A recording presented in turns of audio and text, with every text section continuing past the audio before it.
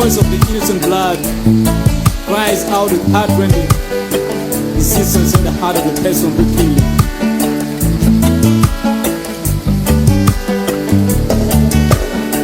Peace is possible if it's truly will. If peace is possible, it is a duty